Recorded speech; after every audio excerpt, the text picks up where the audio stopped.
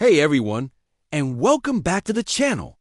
Today we're diving deep into one of the most chaotic, hilarious, and downright bizarre characters in the entire Marvel Universe. We're talking about the one, the only, the Merc with a mouth, Deadpool. But this isn't just a character breakdown. We're going to explore a much bigger question. Does Deadpool's very existence fundamentally break the Marvel Universe? Now, when I say break, I don't mean he's just overpowered. Sure, his healing factor is off the charts, making him practically immortal, but lots of Marvel characters are powerful. What makes Deadpool different is his unique reality-bending superpower, his awareness that he's in a comic book, or a movie, or a video game. This is what we call breaking the fourth wall. It started as a subtle joke, a little wink to the audience. But over the years, it's become his defining characteristic. He talks directly to us, the readers and viewers. He references his own past issues, complains about his writers, and even critiques the very story he's in. This creates a fascinating paradox. How can a fictional universe maintain its internal logic and stakes when one of its main characters knows it's all fake? Think about it. In any other story, when a character faces a life-threatening situation, we feel the tension. Will they survive? Will they succeed? But with Deadpool, that tension is instantly deflated. He can just turn to the camera and say something like, "Don't worry, folks, I'm the star of this book. They can't kill me off. My merchandise sells way too well." Suddenly, the danger feels less real. The stakes are lowered not just for him, but for everyone around him. Let's look at some classic examples from the comics. In the Deadpool Kills the Marvel Universe series, he literally goes on a rampage, systematically eliminating every hero and villain. How does he do it? Not just with guns and swords, but by exploiting his knowledge of their weaknesses, their secret identities, and their classic comic book tropes. He outsmarts Reed Richards by realizing he can't outthink him, so he just kills him in a brutally simple way.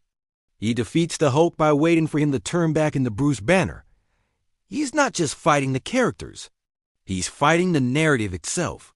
This meta-awareness puts him in a league of his own. While characters like Doctor Strange or the Scarlet Witch can manipulate reality, they do so within the established rules of magic in their universe. Deadpool operates outside those rules. His power is a narrative one.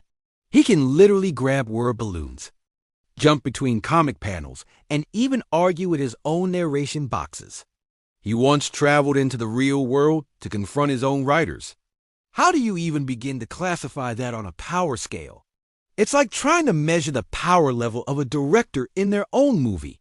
This creates a huge problem for other characters who have to interact with him. Imagine you're Captain America. You've dedicated your life to justice, fighting for what's right in a world you believe in. Then this guy in a red suit shows up, telling you that your entire reality, your struggles, your victories, are all just entertainment for a bunch of people in another dimension. It would be an existential nightmare. It completely undermines the gravity and heroism of every other character. Their most tragic moments, their greatest triumphs, are just fodder for one of Deadpool's jokes.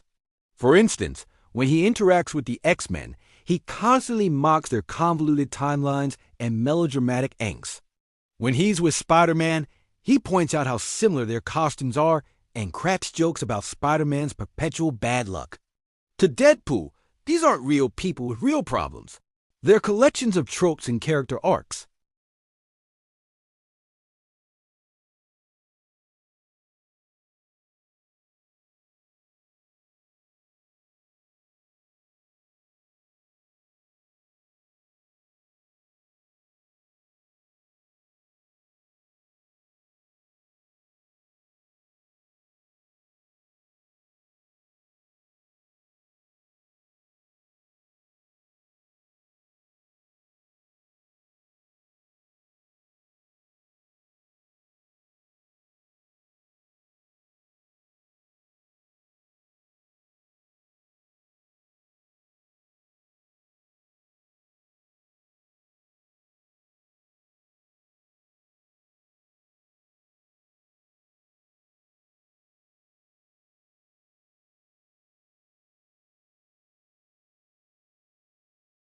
The epic universe-ending threat from Thanos feels a little less epic when Deadpool is in the corner making fun of his big purple chin.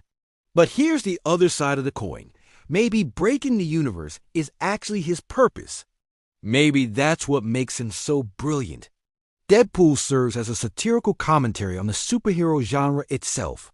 Through his fourth wall breaks, he points out the absurdities, the cliches, and the sometimes silly nature of comic books. He's the court jester of the Marvel Kingdom, the only one who can speak truth to power, in this case being the writers and editors. He allows Marvel to poke fun at itself. In a world of ever more serious and gritty superhero tailies, Deadpool is a breath of fresh, chaotic air. He's a release valve for the entire genre. He acknowledges the things we're all thinking. Why do they always come back from the dead? Why is this crossover event so confusing? Deadpool can ask those questions from within the story. This meta-commentary doesn't just break the universe. It also expands it. It adds a new layer to the reading experience. We're not just following a story. We're in on the joke with the character. It creates a unique bond between Deadpool and the audience that no other character really has. He's our inside man. So while he might break the internal consistency and the dramatic tension of the Marvel Universe, he replaces it with something else, a hilarious self-aware critique that is incredibly entertaining. He proves that a universe doesn't have to take itself seriously all the time to be compelling. In the end, Deadpool's existence is a paradox. He is a character who is so powerful that he can threaten the very fabric of his own reality. Yet his greatest strength is making us laugh. He breaks Marvel, but he does it in a way that strangely makes it stronger and more interesting. He reminds us that at the end of the day, these are stories meant to be enjoyed. He's the living embodiment of that fun. He doesn't just break the fourth wall. He lives in the rubble, roasting marshmallows and inviting us all to join him. What do you guys think? Does Deadpool's meta-awareness ruin the stakes, or does it make the Marvel Universe even better? Let me know your thoughts down in the comments. I'd love to hear what you have to say. Thanks so much for watching, and if you enjoyed this video, don't forget to like, subscribe, and hit that notification bell so you don't miss our next deep dive. See you in the next one.